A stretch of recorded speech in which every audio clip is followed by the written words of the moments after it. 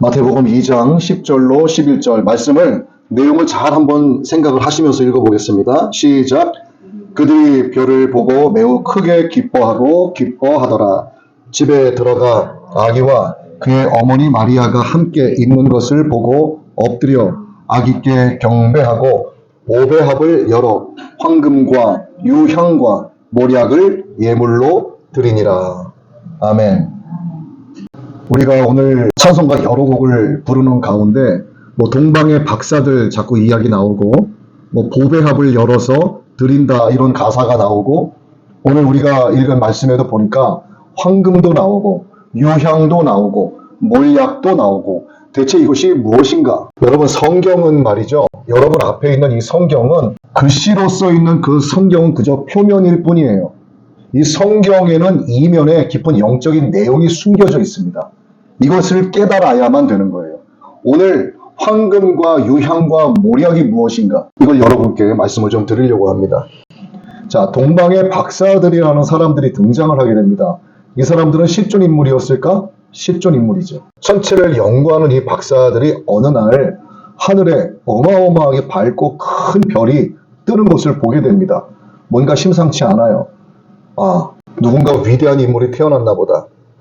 그들은 불이 나게 짐을 챙겨서 이 당시에 가장 고귀했던 것을 챙겨서 길을 떠납니다. 그것이 바로 한 사람은 황금, 한 사람은 유향, 한 사람은 몰약, 이렇게 세 가지를 챙겨서 낙타를 타고 먼 길을 떠나게 됩니다. 대체 그곳에 뭐가 있길래 그 큰 별이 떴다고 큰 별을 따라가는 것 자체가 이 말씀을 읽으면서 생각을 해보면 조금 무모한 것 같다라는 생각이 좀 들어요. 아니, 하늘에 별이 떴다고 그 별을 따라가? 이 당시에는 대중교통이 없었잖아요. 그 낙타를 타고 터벅터벅 끝도 없는 길을 가는 겁니다. 여러분 생각을 해보세요. 별이 어디에 머물 것 같아요? 약속되어 있는 거 없지 않습니까? 별이 1년 동안 하늘을 떠돌 수도 있고, 그러면 그 별을 따라서 길을 나섰기 때문에 끝까지 쫓아다녀야 되는 거예요. 이러한 무모한 여행을 과연 할 필요가 있었을까? 게다가 음식과 물을 챙겼다라는 말씀은 기록되어 있지 않고, 황금과 유향과 몰약이라고 하는 이 당시에는요, 돈 주고도 사기 어려운 매우 값진 보물이었습니다. 이것을 보배합에다가 딱 담아서 잘 간직하고 길을 떠나는 거예요. 낙타를 타고 간다. 이들의 잠은 어디서 잘까요? 하루 세 끼는 어디서 먹으며 무엇을 먹을까? 어딘지도 모르고 목적지도 모르는 그 길을 무작정 떠난다. 아무리 생각을 해봐도 좀 상식적으로 이것은 좀 맞지 않는 것 같다라는 생각이 좀 들기도 합니다. 입장을 바꿔서 여러분들이 한번 생각을 해보세요. 나는 평상시에 별에 관심이 굉장히 많아. 하늘에 어마어마하게 크고 밝은 별이 떴는데 그 별이 마치 나를 보고 따라오라고 손짓하는 것 같아요. 그래서 뭔가 느낌이 이상해서 여러분 가장 귀한 집에 있는 황금 덩어리를 딱 챙겨가지고 여러분 떠날 수 있을 것 같아요? 목적지도 모르고요. 그 별이 어디서 언제 머물지도 전혀 모르는 상황입니다. 그러니까 인간적인 머리로 생각을 했을 때 이 동방박사 세 사람이 황금과 유향과 몰약이라고 하는 엄청난 값어치가 있는 이 보물들을 들고 끝도 없는 길을 별 하나 보고 따라갔다는 것은 조금 납득하기 어려운 말씀일 수 있다는 거죠. 그런데 이것은 사실이란 말이에요. 그러면 왜 이들이 이렇게 했을까를 우리가 알아봐야 된다는 겁니다. 근데 가는 도중에 더 큰 문제가 뭐냐면 광야길을 간단 말이에요. 이 광야길을 동방에서부터 한참을 가는데 여기에는 강도떼가 많이 숨어 있습니다. 이들은 황금과 유향과 몰약을 잃어버리는 것뿐만이 아니라 강도떼를 만나게 되면 자신들의 목숨까지도 잃게 되는 상황이 오는 거예요. 그러면 얼마나 이들이 큰 기대감을 갖고 있길래 자신의 목숨까지 내놓으면서 그 별을 따라갔을까? 이 부분에 대해서 깊이 한번 말씀을 생각을 해볼 필요가 있다고 생각을 해서 준비하게 됐습니다. 우리가 하나님의 말씀이라고 하는 성경을 갖고 예수님을 믿고 천국을 향하여 가고 있어요. 내가 언제 죽을지도 몰라. 마치 내가 광야길을 가고 있는 것 같습니다. 예수님께서 나에게 약속해 주신 것은 나를 믿으면 내가 구원의 은혜를 베풀어 준다. 내가 생명이고 아버지 하나님의 나라로 갈 수 있는 유일한 길이다. 내가 소망이다. 이렇게 말씀해 주셨는데 보이지도 않는 예수님, 천국이 있는지도 없는지도 나는 확인한 바도 없는데 그 약속 하나 믿고 무작정 간다. 무작정 믿고 간다. 마치 우리가 별 하나 바라보고 무작정 귀한 보물을 챙겨서 떠나는 동방의 박사들과 같은 입장이라고 볼 수가 있습니다. 그러면 이들이 챙긴 황금과 유향과 모략이 무엇을 의미하는지를 좀 알아야 되겠죠. 황금이 상징하는 것은 예수님께서 온 천지간의 왕이 되신다는 것을 의미합니다. 그리고 유향은 하나님과 인간 사이를 연결해주는 대제사장의 사명을 가지고 있다는 의미가 들어가 있는 거예요. 그리고 몰약은 예수님께서 인류의 죄를 대신해서 십자가에서 죽게 된다는 그 죽음을 예표하는 것이 바로 몰약입니다. 시신이 썩지 않게 하는 방부제의 역할을 하는 거예요. 자, 그러면 황금과 유향과 몰약을 챙겨 떠난 이것은 이들이 스스로 준비한 것이 아니라 하나님께서 이들에게 이것을 준비하도록 지혜를 주신 겁니다. 이 세 가지 물건이 예수님께서 이 땅에 오셔서 이 땅에서 어떠한 사역을 하시고 어떤 일을 겪게 되고 어떻게 죽게 될 것인가를 이 세 가지의 귀한 보물들을 통해서 하나님이 우리에게 말씀해 주고 계시는 거예요. 그러면 하나님의 우리 인간들을 구원하시기 위한 하나님의 계획을 조금 살펴볼 이유가 있습니다. 자, 창세기로 한번 가볼게요. 창세기에 가면은 하나님께서 천지를 창조하시고 에덴 동산을 설립하시고 그 안에 생명나무도 두시고 선악과도 두시고 많은 과실도 두시고 물 아래 물고기들과 하늘의 새와 땅 위의 육축들 많은 식물들을 두시고 거기에 아담을 지으시고 하와라는 사람을 하나님이 만드셨어요. 이들에게 하나님이 이렇게 말씀하십니다. 너희들 여기서 생육하고 번성해라. 내가 너희에게 주는 거 마음껏 먹어. 그러나 한 가지는 먹으면 안 되는데 선과 악을 알게 하는 그 나무는 절대 그 열매를 먹어서 안 돼. 하나님이 이렇게 당부하셨어요. 그런데 인간은 정말 죄를 잘 지어요. 사탄이 임한 뱀의 미혹이 돼서 하와가 선악과를 따먹고 아담도 먹게 됩니다. 하나님이 하지 말라고 한 불순종의 죄를 범하게 된 건데 이것이 뱀이 뭐라고 미혹을 했냐면 네가 이것을 먹으면 하나님처럼 눈이 밝아지게 될 것이야. 하나님처럼 되고 싶어하는 인간의 교만 때문에 하나님의 말씀에 불순종을 하게 된 겁니다. 자, 그러면 이렇게 생각을 할 수가 있겠죠. 아니, 하나님께서 굳이 에덴 동산에 선악과를 볼 필요가 있었어? 아예 안 놨으면 될 거 아니야. 그럼 안 따먹었을 거 아니야. 왜 굳이 선악과를 놓고 이걸 따먹지 말라고 하냐 이거지. 여러분 앞에 어떤 상자를 놓고 내가 3개월 뒤에 올 테니까 절대로 이 상자 열어서는 안 돼. 여러분 열어요, 안 열어요? 연다니까요. 그리고 안 연 척 하는 거예요. 그런데 이 상자의 주인은 상자를 열었을 때 상자가 어떻게 변화되는지에 대한 표식을 이미 해놨어. 그럼 다녀와서 열었어 안 열었어 물어보기 전에 상자 연 것을 알까요 모를까요? 안단 말이에요. 그래서 두려워서 아담이 나무 뒤에 숨었어요. 왜냐하면 선과 악을 알지 않은 나무를 먹다 보니까 아, 내가 죄를 지었구나라고 하는 사실을 깨닫게 된 거예요. 그 전까지는 벌거벗었음에도 불구하고 전혀 부끄러운 게 없었어요. 근데 먹고 나 보니까 눈이 밝아진 거야. 내가 벌거벗었네? 부끄러워. 나무 뒤에 숨어요. 하나님이 아담아 내가 어디 있느냐? 내가 벗었으므로 부끄러워 숨었나이다 그래요. 아담이 하나님이 부르시기 전에 나뭇잎을 따서 자꾸 몸을 엮어가지고 부끄러운 부분을 가리는 겁니다. 근데 햇빛이 쨍쨍하면 나뭇잎이 어떻게 돼요? 바스라지잖아요. 그러면 쭉 떨어지면 또 나뭇잎 따서 또 해입어. 그 죄를 가릴 수 있어요? 없어요? 인간은 자신의 부끄러움과 자신의 죄를 인간의 노력으로 가릴 수 없다고 상징하는 것이 바로 나뭇잎입니다. 그럼 이 선악과는 무엇을 상징하냐 하면 바로 율법을 가리키는 거예요. 하나님의 율법. 하나님께서 이거는 하지 마라. 나머지는 다 해도 된다. 라고 말씀하셨어요. 이것은 바로 법을 주신 거예요. 법. 하나님의 법을. 그런데 인간은요. 절대로 하나님께서 주신 이 율법을 지킬 수 없습니다. 하나님은 이 사실을 알고 계시는 거예요. 왜 선악과를 주셨냐 하면 인간의 나약함을 인간들로 하여금 깨닫게 하시기 위해서 주신 거예요. 그래서 결국 선악과를 먹게 되고 이들은 에덴 동산에서 쫓겨납니다. 자, 선악과는 하나님의 율법을 가리킨다고 그랬어요. 그리고 부끄러움을 알았기 때문에 나뭇잎으로 자신들의 몸을 막 가린 것은 자신들의 노력으로 죄를 씻어보려고 하는 거. 나의 노력으로 나의 부끄러움을 좀 지워보려고 하는 인간의 노력을 이야기하는 겁니다. 그러나 그 인간의 노력은 절대로 자신들의 죄를 자신들의 힘으로는 씻을 수 없다는 것을 상징하는 거예요. 자, 그렇게 해서 인류가 쭉 가서 많은 사람들이 생겨납니다. 그리고 하나님께서 백성들에게 하나님의 율법을 주세요. 그 율법을 대표하는 10가지의 계명이 바로 십계명이죠. 여러분, 십계명은 교회를 다니든 안 다니든 아마 웬만한 분들이 거의 다 들어보셨을 거예요. 율법 전체를 대표하는 것이 이 십계명이에요. 그런데 십계명 중에 다 지켰어도 하나만 못 지켰다. 여러분, 율법이요 굉장히 많습니다. 셀 수가 없어요. 내가 이것을 다 지킬 수 있다? 못 지켜요. 나는 법이 없어도 살 수 있을 정도로 나는 완벽하게 모든 법을 지키면서 산다? 절대로 못합니다. 율법 가운데는요, 탐심하지 말라는 말씀도 있어요. 아유, 나도 저거를 갖고 싶다. 이게 탐심이에요.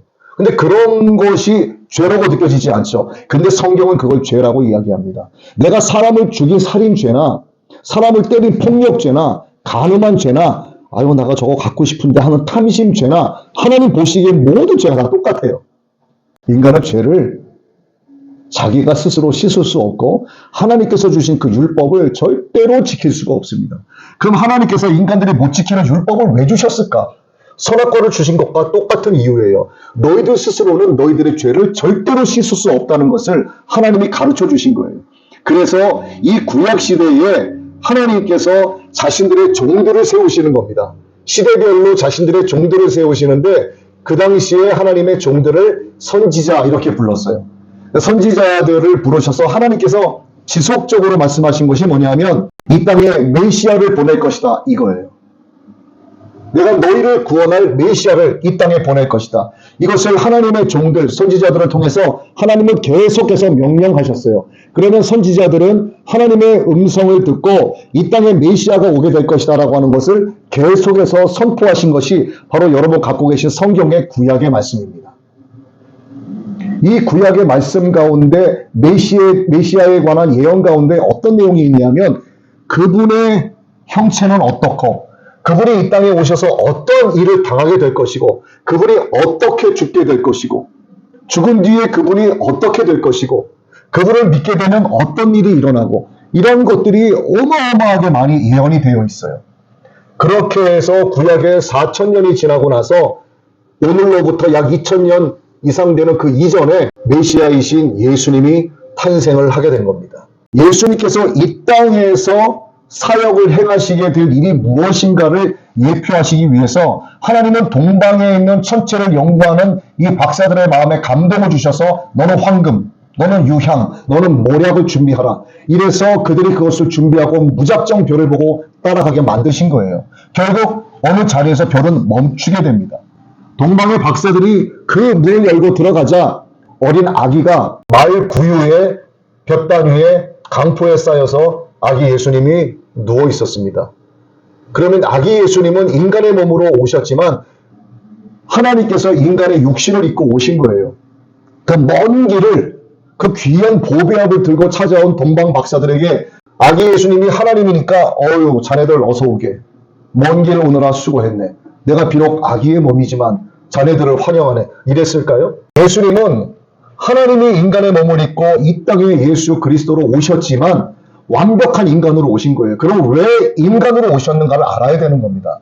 여러분, 구약에서는요, 제사 제도가 있었어요. 인간이 죄를 짓죠? 그러면 제사장이라는 사람이 이 사람의 죄를 씻기 위해서 짐승을 잡습니다. 피를 흘려요. 불에 태워서 속죄 제사를 지냅니다. 그러면 이 사람의 죄를 대신해서 짐승이 피를 흘렸고 죽었기 때문에 이 사람의 죄가 씻어졌다. 이렇게 의미하는 제사가 있었어요. 구약시대 수천 년 동안 이러한 제도가 계속 있었습니다. 그런데 예수님께서 이 땅에 오셔서 이 제사 제도를 없애신 겁니다. 그래서 예수님께서 이 땅에 오셔서 하신 일이 모든 인류의 죄를 대신해서 십자가에서 못 박혀 죽으신 거예요. 인간이 죄를 지었기 때문에 인간이 죽어줘야 하는 겁니다. 그런데 모든 인간은 죄가 있어요. 죄가 있는 인간은 죄인을 위해서 대신 죽어줄 자격이 없습니다. 그래서 죄가 전혀 없는 인간이 필요했던 거예요. 하나님께서는 그래서 하나님이 친히 육신이 되어 이 땅에 오셔서 인간으로 사셨지만 전혀 죄를 모르시고 죄를 지은 바가 없이 예수님의 사역을 이루시고 인간들의 죄를 대신해서 십자가에 못 박혀 죽으신 거예요. 예수님이 이 땅에 오신 목적이 바로 이겁니다. 그런데 이 사실을 믿으면 구원을 받는 거예요. 이 사실을 믿지 못하면 구원받지 못하는 겁니다. 그런데 이런 분들이 있어요. 난 아무리 믿으려고 해도 믿어지지가 않는다. 그런데 어떤 분은 이 사실만 들으면 그것이 그냥 나를 위해서 죽으신 예수님이 나의 구세주라고 하는 것이 그대로 바로 믿어지는 분들도 계세요. 믿어지지 않는 분들이 훨씬 많아요. 그런데 그런 분들은 기도하셔야 됩니다. 하나님, 나도 이 사실을 내가 믿기를 원하고 이 내용이 나도 믿어지기를 원한다고 하나님께 간구하며 기도하셔야 되는 거예요. 여러분, 예수님이 이 땅에 오셔서 나의 구원자가 되셨다는 사실을 인간의 상식으로 논리적으로 내가 다 이해한 뒤에 이해가 됐으니까 이제 내가 믿어볼게, 이게 아니에요. 예수님이 나의 구세주라고 하는 사실을 고백하고 내가 믿습니다라고 하면 그때부터 하나님께서 그로 하여금 이 믿음대로 깨닫게 하시고 알게 해주시는 거예요. 사람은 죽어보지 않았기 때문에 천국이 있는지 없는지, 정말 지옥이 있는지 없는지 모릅니다. 이런 질문을 할 수가 있겠죠. 눈에 보이는 것 보이죠? 이거 있어요. 있다고 합니다. 근데 여러분 지금 호흡을 하고 있죠. 산소가 있기 때문에. 산소 안 보이지 않습니까? 산소가 있어요, 없어요? 있어요. 내가 누군가를 사랑해서 결혼을 했어요. 사랑이 보입니까, 안 보입니까? 안 보여요. 하지만 사랑하는 마음이 있으니까 그를 내 아내로 맞이하고 내 남편으로 맞이한 거잖아요. 너 누군가를 내가 막 미워해. 미움이라는 건 보이지 않지만 존재하는 거예요. 여러분, 감정이 있어요, 없어요? 있어요. 감정 눈으로 보신 적 있으세요? 없습니다. 저도 감정이라고 하는 것을 눈으로 본 적이 한 번도 없어요. 하지만 감정은 존재하는 거예요. 눈에 보이지 않지만 존재하는 것들이 많습니다. 여러분, 하나님 정말 없을까요? 하나님은 존재하세요. 여러분은요, 여러분의 인생을 수확하는 장본인들이에요. 모든 인생은요, 자기가 살아온 결과를 반드시 맞이하게 됩니다. 자, 오늘 여러분 스스로를 한번 돌아보세요. 오늘 나의 모습이 어떤가?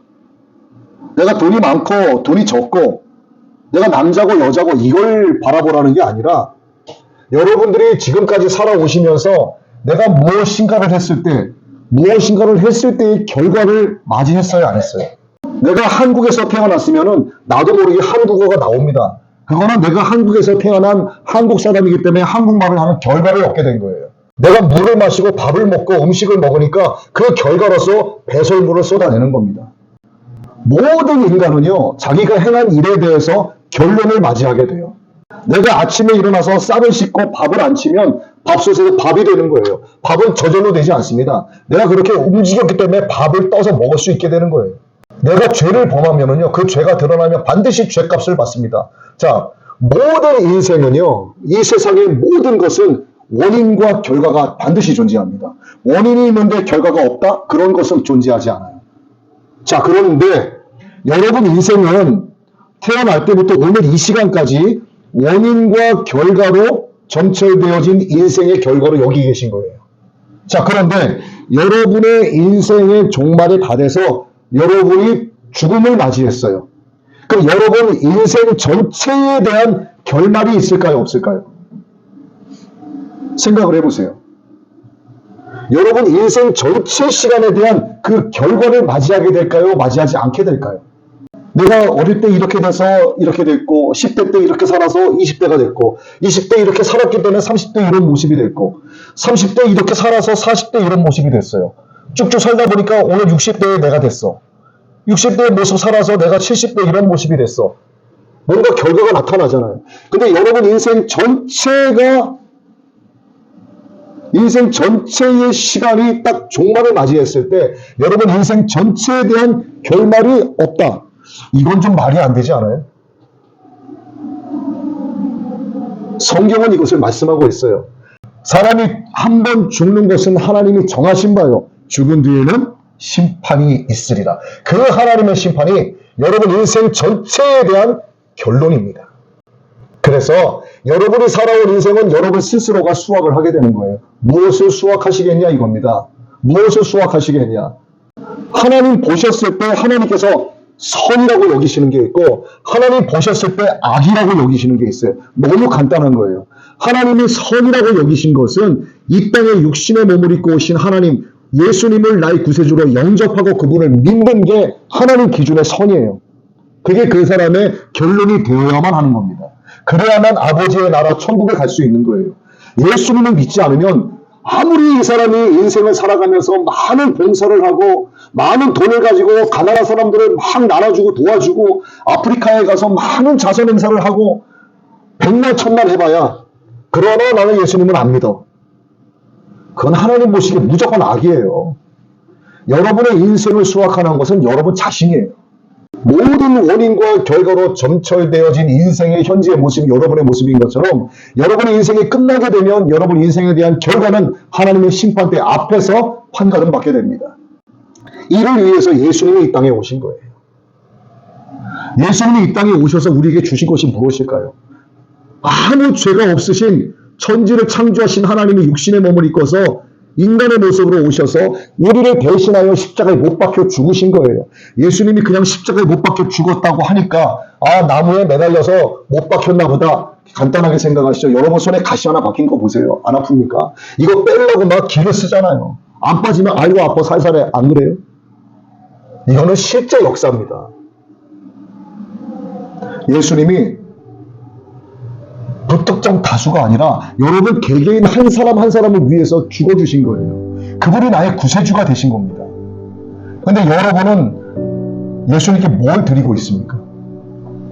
성경은 우리에게 말씀하고 계세요. 오늘 동방박사 세 사람이 각자 황금과 유향과 모략을 가지고 간 것은 바로 성경이 우리에게 말씀하고 있는 깊은 영적 의미가 있습니다. 예수님은 우리에게 이렇게 말씀하셨어요. 너희가 나와 함께 아버지의 나라에서 영원토록 왕노릇하리라. 왕노릇한다고 하십니다. 하나님의 심판대 앞에서 우리가 선이라고 하나님의 기쁨 따라서 우리가 그런 결과를 받게 되면 예수님 우리에게 약속하신 너희가 나와 함께 왕노릇하리라 말씀하신 거예요. 그래서 동방박사 가운데 한 사람이 아기 예수님께 드린 이 황금은 바로 하나님의 나라에 가서 왕노릇하게 될 나 자신을 가리키는 거예요. 이 유향은 제사장의 역할을 하는 거라고 그랬죠. 예수님은 우리에게 또 이 말씀을 하셨어요. 너희는 왕 같은 제사장이라. 예수님이 우리에게 말씀해 주신 겁니다. 우리는 왕노릇도 하지만 왕 같은 제사장의 역할도 합니다. 그래서 이 유향은 바로 나 자신을 가리키는 거예요. 그리고 몰약은 예수님께서 십자가에 못 박혀 죽으셨고 사흘 뒤에 부활하셨습니다.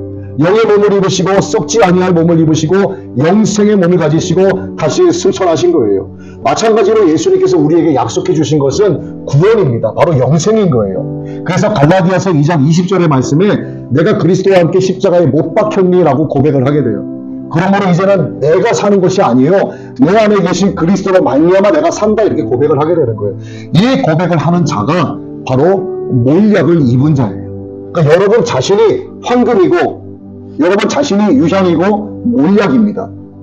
동방박사 세 사람이 아기 예수님께 찾아가서 이 귀중한 보배합을 열어서 이걸 드린 것처럼 오늘 여러분이 황금이고 유향이고 몰약이기 때문에 여러분 자신을 예수님께 드려야 되는 거예요. 이 황금과 유향과 몰약의 표면적인 의미는 여러분의 인생 전체이고 여러분의 생명이고 여러분의 미래를 가리킵니다. 그리고 황금, 유향, 몰약의 이면적인 영적 의미는 왕같은 나, 왕노릇하는 나, 왕같은 제사장인 나, 그리고 내가 그리스도로 말미암아 살아가고 있는 나, 이 내가 내 인생과 내 생명과 내 미래 전부를 오직 예수님께 온전히 맡기겠다라고 하는 의미가 바로 이 동방박사 세 사람이 가지고 간 황금과 유향과 몰약의 그 의미를 담고 있는 거예요. 오늘 여러분들이 오늘 이 자리에 오셔서 이 땅에 오신 여러분 눈으로 보지도 못한 그 예수님을 찬양하고 경배하는 것이 바로 여러분이 오늘 보배합으로 오시게 된 겁니다. 그렇다면 이 동방박사들이 예수님께 가서 보배합을 열어서 황금과 유향과 모략을 드린 것처럼 오늘 여러분은 여러분의 마음을 활짝 열고 여러분 스스로인 황금과 유향과 모략을 여러분 스스로가 예수님께 모든 것을 맡기는 인생을 사셔야 되는 거예요. 그러면 예수님께서 여러분의 미래를 책임지시고 여러분의 생명을 보장하시고 여러분의 인생을 예수님께서 주도적으로 인도해 가시는 겁니다. 인생으로 끝나는 게 아니라 하나님 우리에게 영혼을 약속하셨어요. 그래서 임마누엘 되신 예수님을 우리에게 보내주신 겁니다.